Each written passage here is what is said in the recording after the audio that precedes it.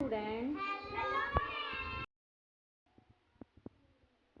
बच्चा जैसे मैं आपको बताऊंगी ऐसे आपको काउंटिंग करनी है। इसमें से निकालो 10 में 3। 1 2 3 4 5 6 7 8 9 10। निकालो इसमें से 7। 1 2 3 4 5 6 7। आप निकालो 10।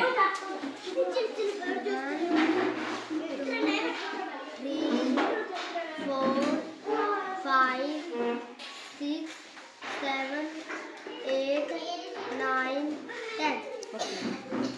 आगे 5। 1 2 3 4 5।